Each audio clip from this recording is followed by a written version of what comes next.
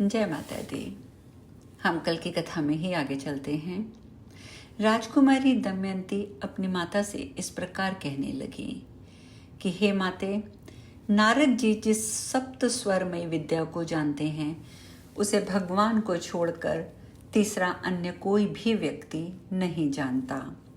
मूर्ख के साथ रहना प्रतिक्षण मृत्यु के समान होता है।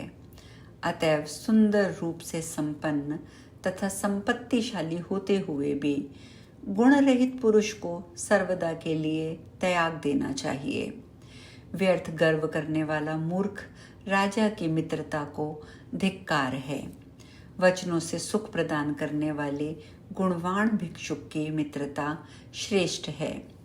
स्वर का ज्ञाता, ग्रामों की पूरी जानकारी रखने वाला, मूर्छा के भेदों को सम्यक प्रकार से समझने वाला तथा आठों रसों को जानने वाला दुर्बल पुरुष भी इस संसार में दुर्लभ है। जिस प्रकार गंगा तथा सरस्वती नदियाँ कैलाश ले जाती हैं, उसी प्रकार स्वर ज्ञान में अत्यंत प्रवीण पुरुष शिवलोक पहुँचा देते हैं। जो व्यक्ति स्वर के प्रमाण को जानता है वह मनुष्य होता हुआ भी देवता है, किंतु जो स्वरों के सप्त भेद का ज्ञान नहीं रखता वह पशु के समान होता है, चाहे इंद्र ही क्यों न हो। मूर्छना तथा तान मार्ग को सुनकर जो आह्लादित नहीं होता उसे साक्षात पशु समझना चाहिए, बल्कि स्वर प्रेमी हरिणों को पशु नहीं समझना चाहिए। विषधर सर्प श्रेष्ठ है, क्योंकि वह कान ना होने पर भी मनोहर नाद सुनकर प्रफुल्लित हो जाते हैं, किंतु उन मनुष्यों को धिक्कार है जो कर्ण युक्त रहने पर भी नाद सुनकर आनंदित नहीं होते। मधुर स्वर से गाए गए गीत को सुनकर बालक भी प्रसन्नचित्त हो जाता है, किंतु जो वृद्ध गान के रहस्य को नहीं जानते उन्हें धिक्कार है। क्या मेरे पिताजी नारद के बहुत से गुणों को नहीं जानते? तीनों लोकों में उनके समान साम गान करने वाला कोई दूसरा नहीं है। अतः नारद से प्रेम हो जाने के कारण मैंने पहले ही इनका वर्ण कर लिया है। गुणों के निधान ये नारद शापवश बाद में वानर के मुख वाले हो गए हैं। अश्व के समान मुख वाले किन्नर गान विद्या से संपन्न होने के कारण किसको प्रिय नहीं होते।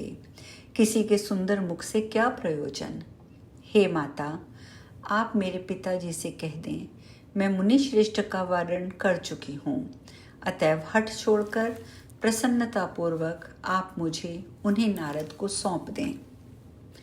नारद जी आगे कहते हैं, पुत्री की बात सुनकर तथा नारद मुनि में उसका अनुराग जानकर परम सुंदरी रानी ने राजा से कहा, हे राजेंद्र, आप किसी शुभ दिन नारद मुनि के साथ दमयंती का विवाह कर दीजिए, क्योंकि वह तो मन ही मन उन्हें सर्वज्ञ मुनि का वर्ण कर ही चुकी है।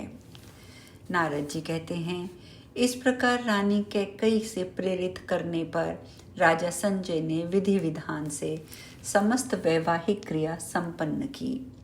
हे परंतप, इस विवाह हो जाने के पश्चात वानर के समान मुख वाला मैं अत्यंत दुखी मन से वहीं रहने लगा।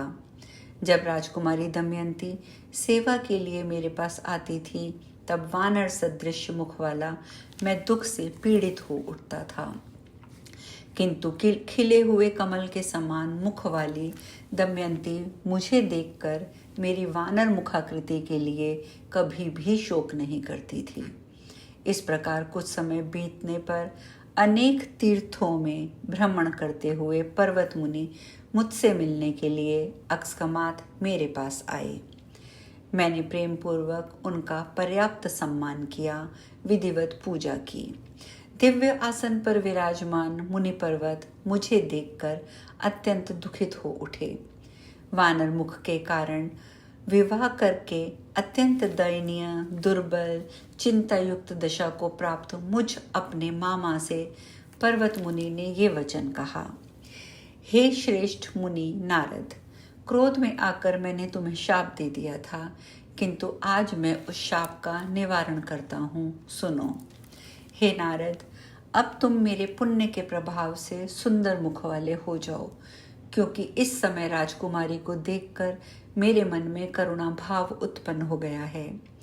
नारद जी बोले, उनकी बात सुनकर मैंने भी अपने मन को विनय युक्त करके उसी क्षण अपने द्वारा उन्हें प्रदत्त शाप का मार्जन कर दिया। मैंने कहा, हे भग्नेय पर्वत, मैं तुम्हें मुक्त कर दे रहा हूँ। अब देवलोक में तुम्हारा भी गमन हो। यह मैंने शाप का विमोचन कर दिया। नारद जी बोले, पर्वत मुनि के वचनानुसार उनके देखते देखते मैं सुंदर मुख वाला हो गया। इससे राजकुमारी बहुत प्रसन्न हो गई और शीघ्र ही माता से बोली, हे माता, तुम्हारे परम तेजस्वी जमाता नारद अब सुंदर मुख वाले हो गए हैं। मुनि पर्वत के वचन से अब वे शाप से मुक्त हो चुके हैं। दमयंती की बात सुनकर रानी ने उसे राजा से कहा। तब प्रीति युक्त होकर राजा संजय मुनि को देखने के लिए वहां गए। तब संतुष्ट हुए महात्मा राजा ने मुझसे तथा भग्नीय पर्वत को बहुत सारा धन एवं उपहार सामग्री प्रदान की। जैसे मैंने माया के बल की महिमा का अनुभव किया है और जो पुरातन वृतांत है वह सब मैंने आपको बता दिया है। हे महाभाग, माया के गुणों से विरचित इस मिथ्या जगत में कोई भी जीव न सुखी रहा है, न सुखी है और ना ही सुखी रहेगा। काम, क्रोध, लोभ, ईर्ष्या, ममता, अहंकार और मद, इन महान शक्तिशाली विषयों को कौन जीत सका है? हे मुने, सत्व, रज तथा तम, ये तीनों गुण ही प्राणियों की देह उत्पत्ति के में सर्वथा कारण होते हैं। हे व्यास जी, किसी समय भगवान विष्णु के साथ वन में जाता हुआ मैं परस्पर हास परिहास में सहसा स्त्री भाव को प्राप्त हो गया। माया के प्रभाव से विमोहित होकर मैं राजा की पत्नी बन गया और उस राजा के भवन में रहकर मैंने अनेक पुत्र उत्पन्न किए। व्यास जी बोले, हे साधो, हे मुनि, आपकी बात सुनकर मुझे ये महान संदेह हो रहा है कि आप महान ज्ञानी होते हुए भी नारी रूप में कैसे परिणत हो गए? आप पुनः पुरुष किस प्रकार हुए?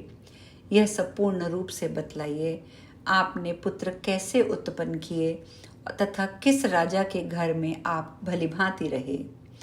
आप उन महामाया के अत्यंत अद्भुत चरित्र का वर्णन कीजिए जिन्होंने स्थावर जंगात्मक समग्र जगत को विमोहित कर रखा है। सभी ग्रंथों के अर्थ तत्वों से युक्त तथा समस्त संशयों का नाश करने वाले आपके कथामृत का श्रवण करता हुआ मैं तृप्त नहीं हो पा रहा हूँ। इतना सुनने पर नारद जी ने कहना आरंभ किया। वे इस प्रकार बोले, हे मुनिवर, अब आप मेरे द्वारा कही जा रही सत्कथा का श्रवण कीजिए। श्रेष्ठ योग वेत्ता मुनियों के लिए भी माया का बल अत्यंत दुर्जय है। उस अजय तथा दुश्चिंत्य माया ने ब्रह्मा से लेकर तृण पर्यंत समस्त चराचर जगत को मोहित कर रखा है। किसी समय मैं स्वर तथा तान से विभूषित महती वीणा बजाता हुआ एवं सप्त स्वरों से युक्त गायत्र साम का गान करता हुआ अद्भुत कर्म वाले भगवान विष्णु के दर्शन की अभिलाषा से सत्यलोक से मनोहर श्वेत द्वीप में गया था। वहां मैंने देवादिदेव विष्णु भगवान को देखा। वे हाथ में चक्र तथा गदा धारण किए हुए थे। उनके वक्ष स्थल पर कौस्तुभ मणि शोभायमान हो रही थी। वे मेघ सदृश श्याम वर्ण वाले थे। उनकी 4 भुजाएं थी। वे पीत वस्त्र धारण किए हुए थे। मुकुट तथा बाजूबंद से सुशोभित थे तथा वे विलासमयी लक्ष्मी के साथ प्रमोदित होकर क्रीड़ा कर रहे थे। सभी शुभ लक्षणों से संपन्न, समस्त आभूषणों से अलंकृत, कांति युक्त, अपने रूप यौवन पर गर्व करने वाली नारियों में श्रेष्ठ भगवान विष्णु को अति प्रिय तथा स्वर्ण के समान आभा वाली भगवती लक्ष्मी मुझे देखकर उनके पास से अंतःपुर में चली गईं। व्यंजित अंगों वाली लक्ष्मी जी को भवन में गई देखकर मैंने वनमाला धारण करने वाले देवादिदेव जगन्नाथ विष्णु से पूछा। अब नारद जी ने विष्णु भगवान से क्या पूछा, ये चर्चा हम कल करेंगे। आज यहीं विश्राम। जय माता दी।